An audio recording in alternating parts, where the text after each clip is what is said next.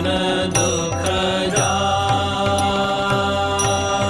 नमो नमो प्रभु वाक्य मनातीत, नमो नमो प्रभु वाक्य मनातीत, मनोवचनैकाधार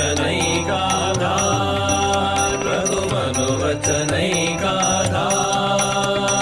ज्योतिरज्योति उज्जल हृदि कंदर, ज्योतिरज्योति उज्जल हृदि कंदर, तुमि तम भंजनहार प्रभु तुमि तम भंजनहार। नमो नमो प्रभु वाक्य मनातीत, नमो नमो प्रभु वाक्य मनातीत, मनोवचनैकाधार प्रभु मनोवचनैकाधार। ज्योतिरज्योति उज्जल हृदि कंदर, ज्योतिरज्योति उज्जल हृदि कंदर, तुमि तम भंजनहार प्रभु तुमि तम भंजनहार। धिधि लंग रंग भंग बाजे अंग संग मृदंग, धिधि लंग रंग भंग बाजे अंग संग मृदंग। गायचे छंद भक्त वृंद आरती तुम्हार, गायचे छंद भक्त वृंद आरती तुम्हार। जय जय आरती तुम्हार, हर हर आरती तुम्हार, शिव शिव आरती तुम्हार। खंडन भव बंधन जगवंदन, वंदे तुम्हार। जय श्री गुरु महाराज जी की जय।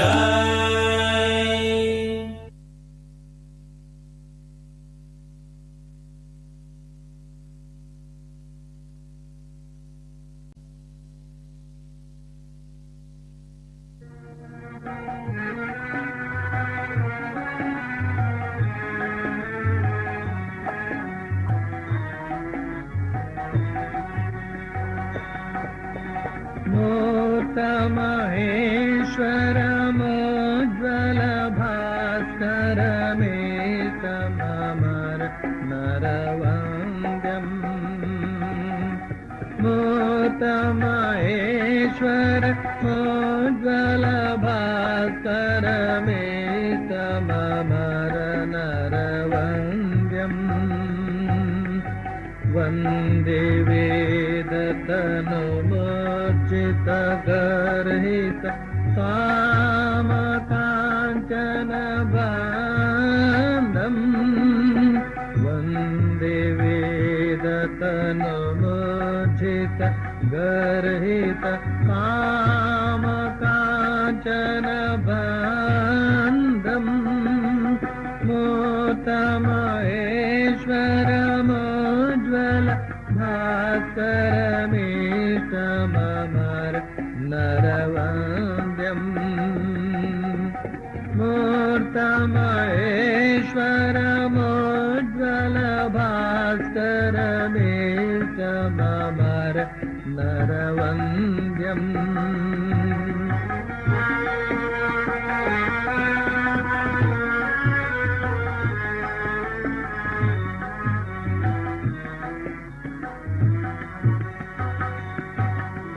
कोटि भानुकर दीप्त सिंहमः कटितट कौपीनवन्तम्।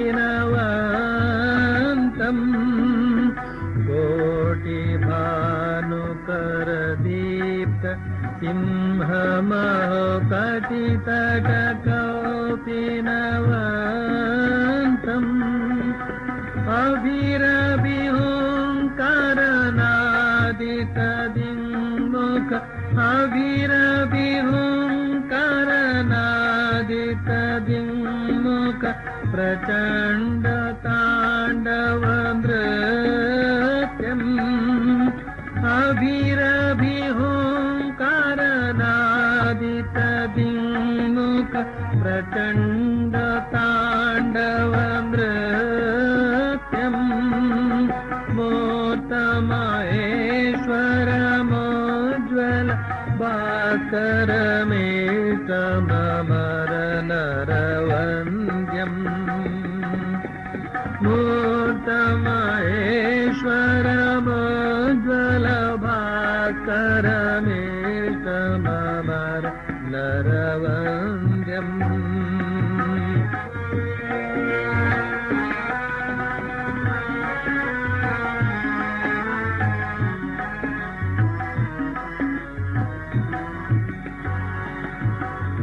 भक्ति मुक्ति कृपा कटाक्ष प्रेक्षण मघदल विदलन दक्षम् भक्ति मुक्ति कृपा कटाक्ष प्रेक्षण मघदल विदलन दक्षम् बालचन्द्रधरमिन्दुवन्द्यमिह बालचन्द्रधरमिन्दुवन्द्यमिह नौमि गुरुविवेकानन्दम्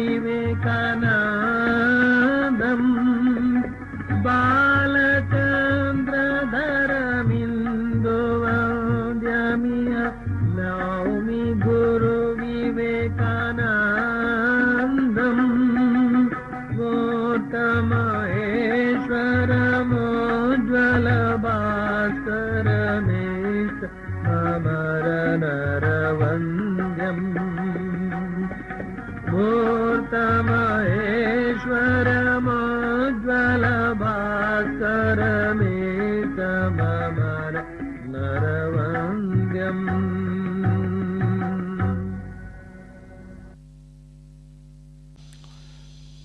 ಎಡಗೈ ಮೇಲೆ ಬಲಗೈ ಇಟ್ಕೊಂಡು ಬೆನ್ನು ನೇರವಾಗಿಟ್ಕೊಂಡು ಮನಸ್ಸನ್ನು